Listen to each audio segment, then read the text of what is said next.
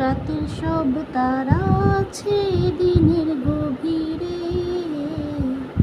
বুকের মাঝে মন যেখানে রাখবো তোকে সেখানে, তুই কি আমার হবি রে, মন বাড়িয়ে আছি হারিয়ে।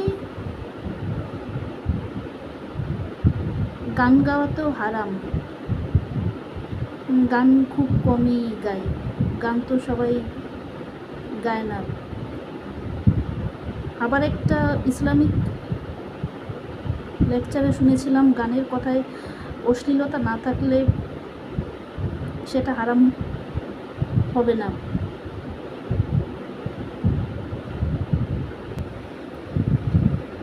বড় চায় না গান গাই, তাই আরও গাই না। আগে আগে খুশি হতো, শুধু তার সামনে গাইলে রাগ করে না। আজ একটা নিউজে শুনলাম মুকেশ আম্বানির ছোট ছেলের প্রি ওয়েডিং ফেস্টিভ্যালের প্রি ওয়েডিং অনুষ্ঠানে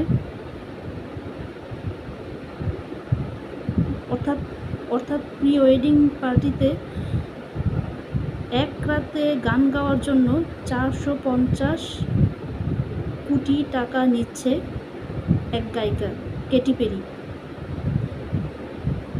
তিনি গান গাইতেন জানতাম না, তবে বিখ্যাত কেউ বুঝতে পেরেছিলাম আগে।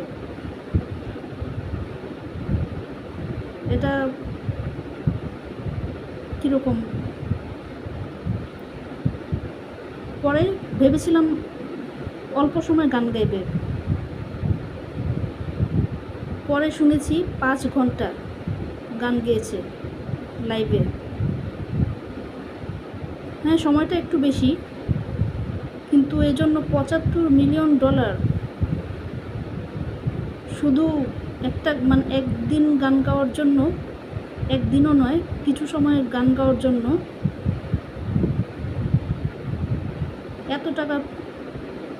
এত টাকা দেওয়া হচ্ছে তাকে। টাকা থাকলে কি এত খরচ করতে হয়? যাক, এটা আমাদের ব্যাপার না, এটা অন্যের ব্যাপার, এটা হয়তো তাদের কাছে কিছুই না।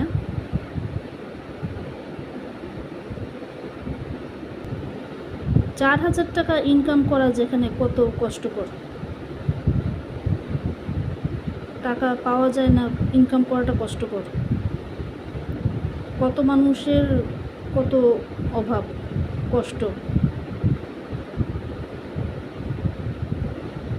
বাসা ভাড়াই $5000,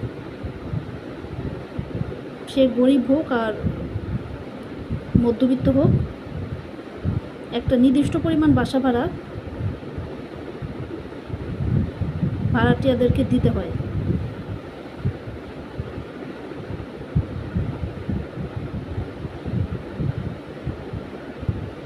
তারপর কারেন্ট বিল, গ্যাস বিল তো আছেই। হ্যাঁ, যদি নিজেদের বাসা থাকে সেটা আল্লাহর রহমত, তবে তার জন্য তো খাজনা দিতে হয়। সব বাসার জন্য হয়তো খাজনা দিতে হয় না, গ্রামের বাড়ির জন্য খাজনা দিতে হয় না হয়তো।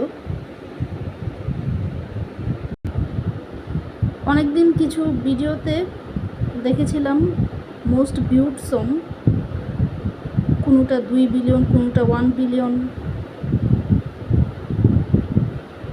এই কেটি পেরিরই একটি গান 1 বিলিয়নের চেয়ে বেশি ভিউড হয়েছে।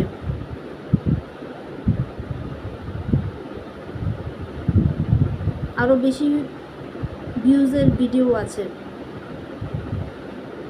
আল্লাহ ভালো রাখুন সবাইকে।